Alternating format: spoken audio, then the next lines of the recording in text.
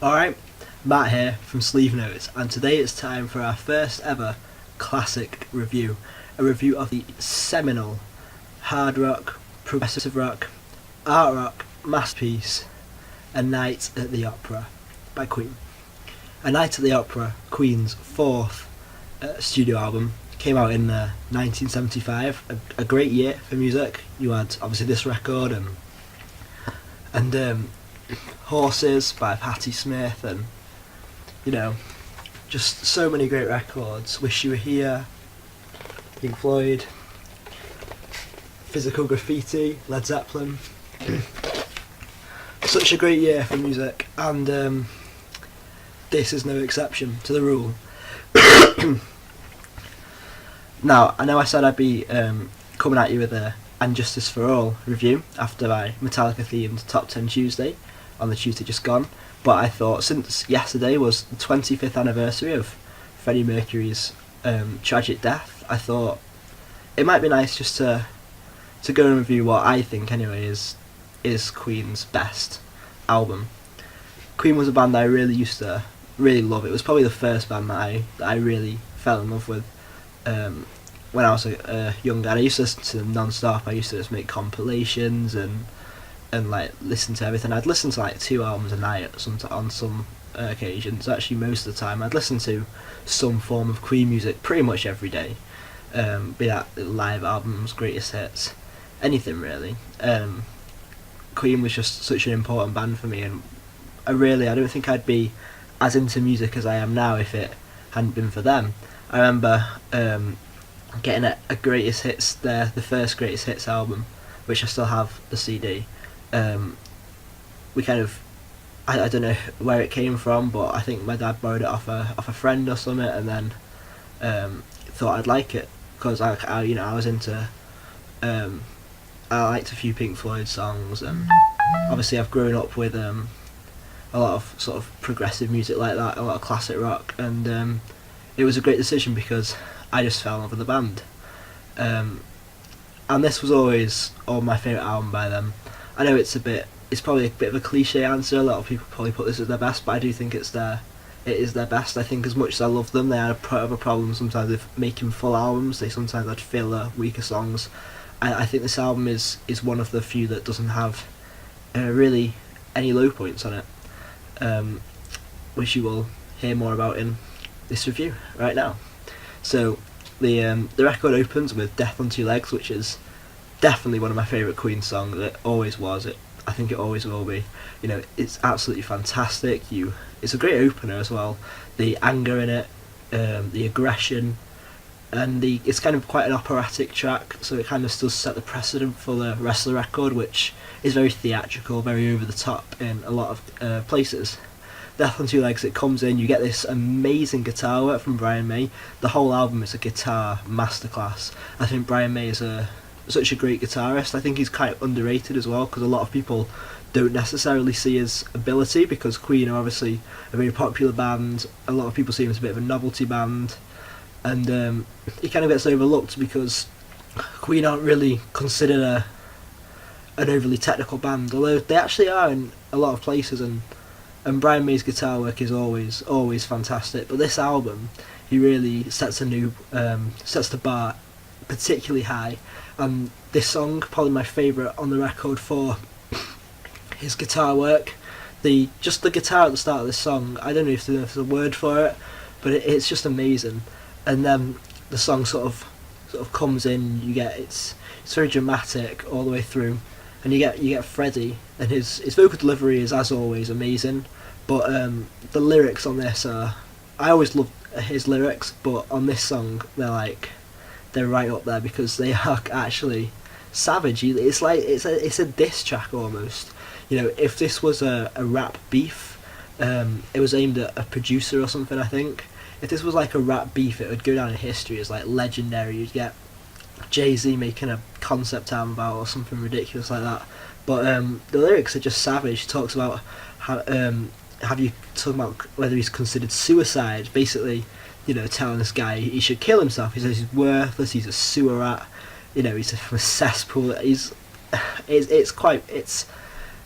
not funny. It's just, it's funny the fact that it just absolutely destroys this poor guy who probably didn't do anything really to deserve this. You know, um, it's not like he's like killed his dog or something. You know what I mean? But it's a fantastic opener to the album.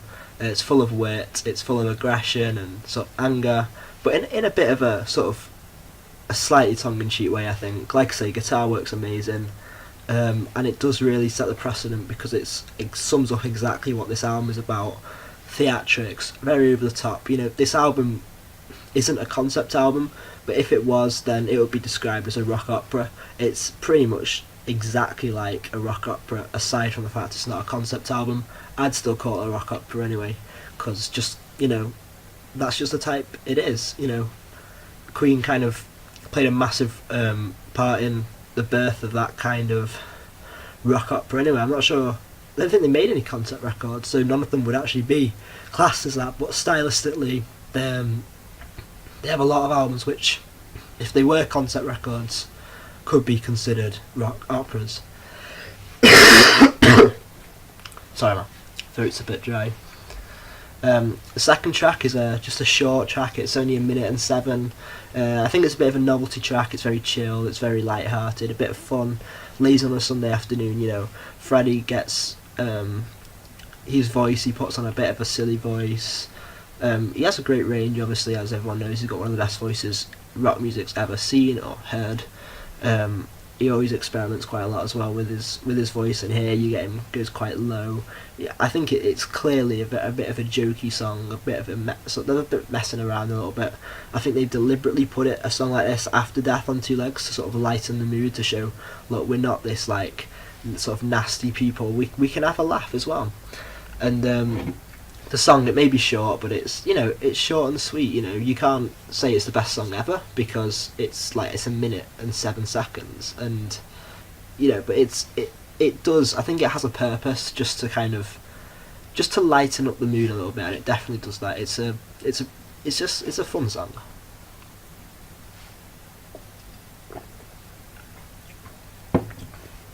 Then back to full on hard rock with I'm in Love in My Car, which Roger Taylor sings. I believe he wrote it as well, and I always find this quite also another amusing song. It's got a lot of wit to it. I'm pretty sure he wrote the lyrics, but if you look at the album, there's a lot of sort of love songs, sort of You're My Best Friend, and depending on how you interpret it, Bohemian Rhapsody. There's no one really knows what it's about. Again, interpretation. The last track, the closing, the little rendition of God Save the Queen. Maybe it's a ode to the country, how much they love the United Kingdom.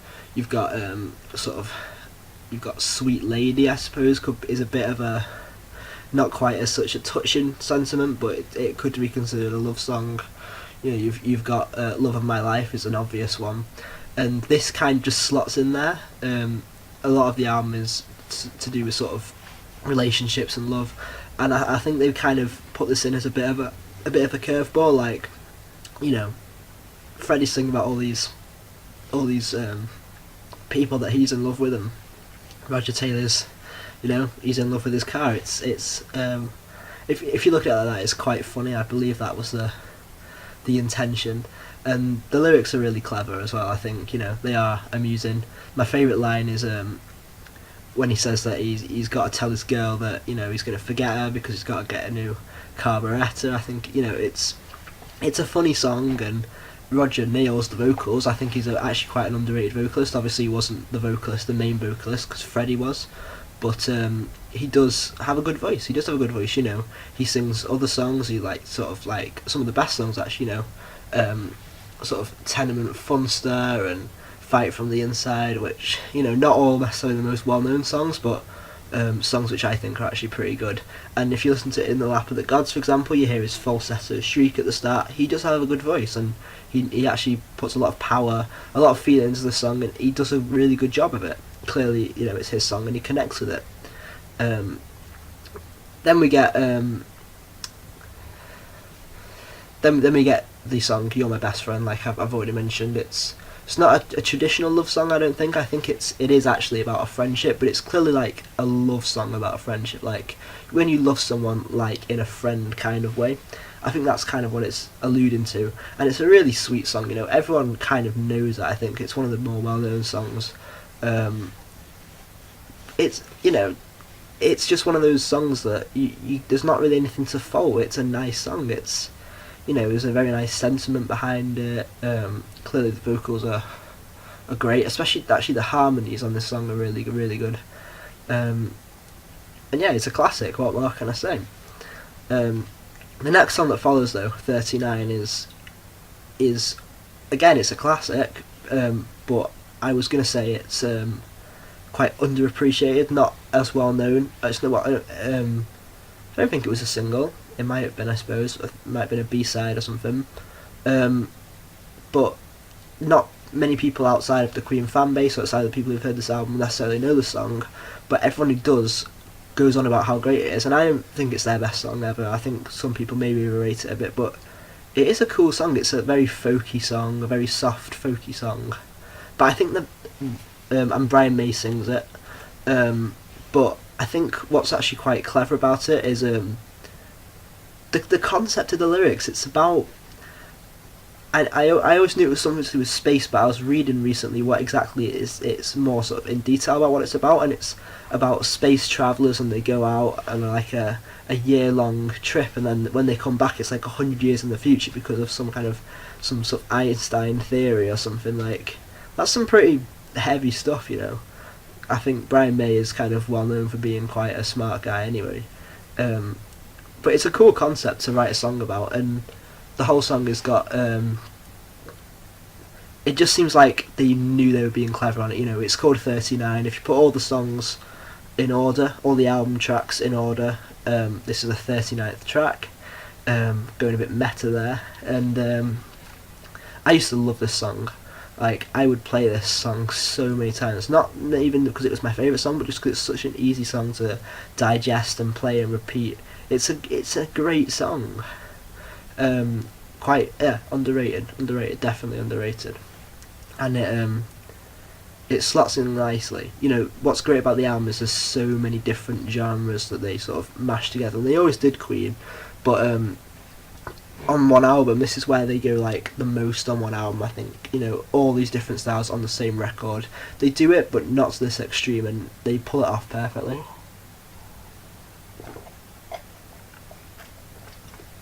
And from a song that I used to play all the time to a song I always used to skip, Sweet Lady. I don't know why I used to skip it. For some reason I didn't like it, but having returned to the album in recent years, I see the beauty of it. It's a really you go from 39, which is like a soft folky song, so this is like got a proper like hard rock riff to it, like more maybe kind of a glam kind of more of a glam rock maybe, but it has a bit of a hair metal feel, I suppose. Maybe it's a bit of a precursor to that kind of movement, but the riff is definitely the highlight of this song. It's a great riff. Freddie's vocals again, full of power, and the song is very it's full of like lust and desire, and like I say, it is a love song in a different way. You've got stuff like You're My Best Friend, which is a love song in a very touching way, and this is clearly a very very driven song, very like sort of almost animalistic, like love in it expressed in a very different way, in a more not predatory, but because that's creepy, but just, I don't know, more of a this girl is clearly the sort of what he desires, I suppose, or guy, I don't know, we don't know, do we? It's quite strange to hear this song actually after 39, which obviously followed You're My Best Friend, and then the next track, which I'm going to come on to in a minute. It seems like it would be out of place, but because it's Queen, you're kind of expecting it, and it actually strangely fits in perfectly, like a glove almost, really. The second track, by the way, is not the second track, but the track that follows it is Seaside Rendezvous, another sort of light-hearted sweet track, and like the polar opposite to Sweet Lady, with that, like I say, the riff and some really nice little drum roll, sort of drum fill things in there. It's like it's very hard rock number, sort of hard rock by numbers, almost. And then you're going back to this soft, gentle music. Seaside Rendezvous is kind of, it's up tempo, but it's clearly not the same type of track as Sweet Lady. Anyone with a pair of ears that works, will know that. It's not a secret, it's not a bold claim, it's just obvious. And again, I think any other band it would seem weird and out of place, but it just doesn't on here. It just seems so natural. The next track is the best track up to this point on the record, Prophet Song, the Prophet Song. And this is such a fantastic song. I mean, I could speak for hours about this track. The layering, the progression of it is fantastic. It's a long song. It's very epic, almost. It seems so over the top, but they carry it off like impeccably. The lyrics are fantastic. The vocals are fantastic. The whole people of the earth thing they've got going on it's just, I don't even know what it's about, but when you think of prophets, you think of old sort of myths and legends, maybe some kind of Middle Eastern vibe, and this gives it off, just gives that off in sort of abundance. It's such a good song. If it wasn't so long, I would play it all day, but the fact is, with a long song like that, you get to the end of it and you want to hear something else. It's the same with anything like Echoes by Pink Floyd, or I don't know, To Live Is To Die by Metallica, or Kashmir. Any sort of long song like that, it's amazing, and if it wasn't such an effort to listen to it, you just have it on repeat. It's a catchy song, but I don't know, the vibe and the eeriness of this song the whole atmosphere is really, really good, and it seems like a perfect partner for Bohemian Rhapsody.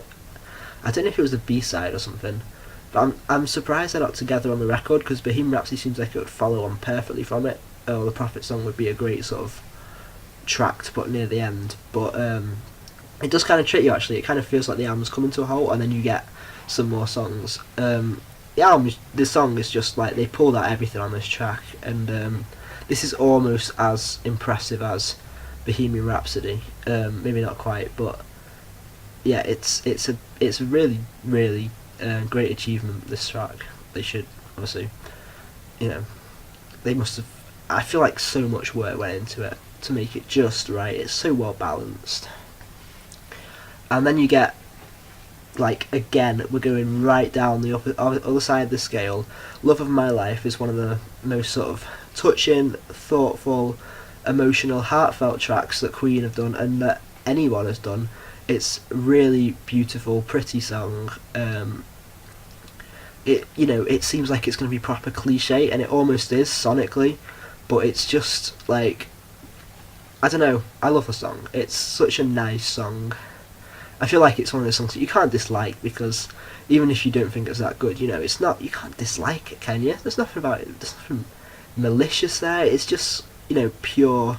I think Freddie is clearly laying everything in this song, but it doesn't come across in a very sort of over dramatic, over emotional. It comes through they just get the feel of it. It's just right. It's not over the top. It's not over the top, but he gets everything emotionally into it that he needs to, and that's a really fine line, which it's quite tough to balance that, I think, but they do it impeccably. Then you've got Good Company, which I'm not going to speak too much about. It's one of the weaker songs on the record. It's not filler though. Like I say, this is one of the few albums that they made that doesn't have pretty much any filler. Lyrics, I suppose, are a good sentiment. It kind of follows on from Seaside Rendezvous in terms of the sound. The backing vocals are the real highlight of the song though. Queen are always great for melodies and harmonisation, and this isn't so much that, but it's just the backing vocals just bring it out, and they come in with the chorus, and it's kind of, it works, it definitely works. You can see their thinking, you can follow it all the way down, and they pull it off, definitely. And then you get the big track, the the big one, the song. It's not just the song on this album. It's not just a song by this band. It's the song. Everyone knows the song. It's Bohemian Rhapsody, obviously. You know, I don't know what I can say that hasn't already been said. I'm not going to come here, sit here and say, oh, it's overrated, it's pretentious. No, I think it's absolutely fantastic. I don't think there is such thing as the best song ever. I think music has got subjectivity as well as objectivity.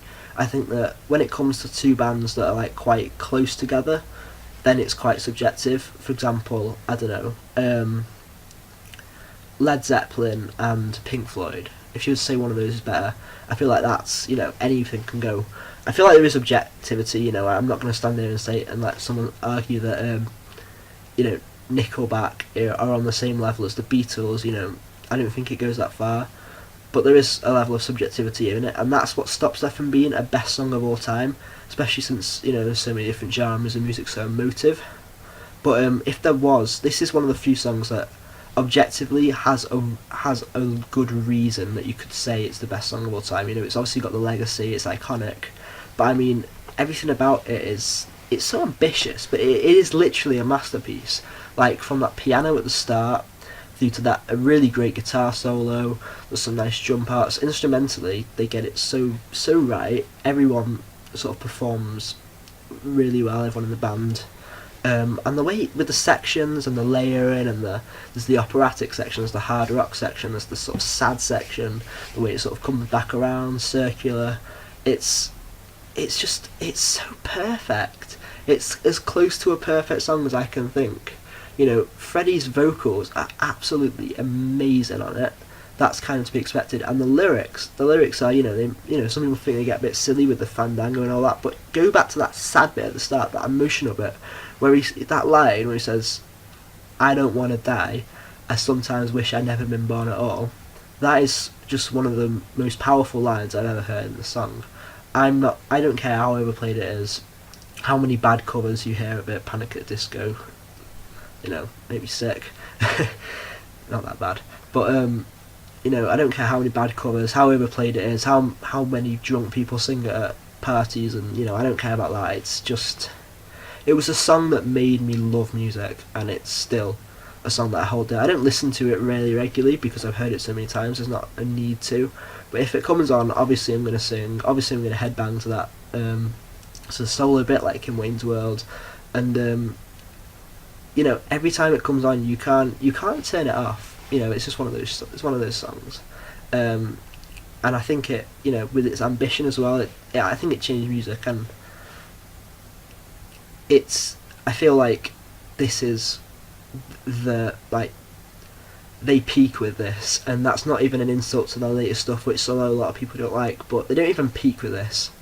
Like, no, well, they do, but I mean, like, they still go on to have great careers, make great songs, but this song, you just can't, they couldn't get any better than this, I don't think. And that's like I say, it's not a knock on anything that come after, it's just not many can come close to this.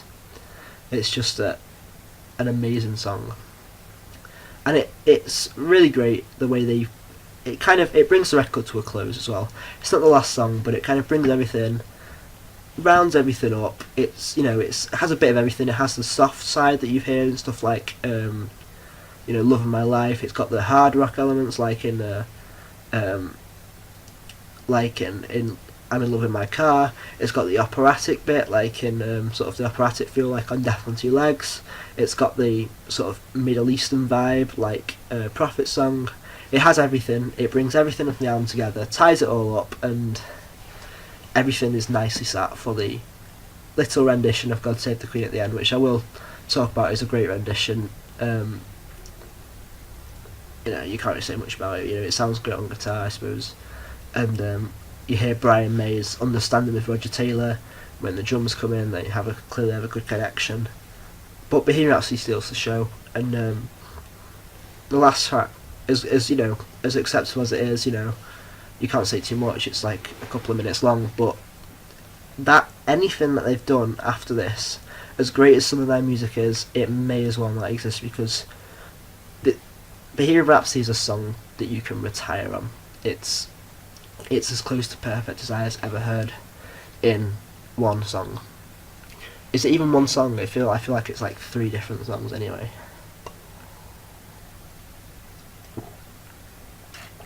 What I will say about God Save the Queen though, although there's not much to say about the actual song, it's obviously quite an uplifting moment to end it on. It feels like, the crowning glory, pun definitely intended. But yeah, it feels like everything's come to a climax, and whether you see it as a genuine expression of love for your country, a genuine moment of being patriotic or not, that's up to you.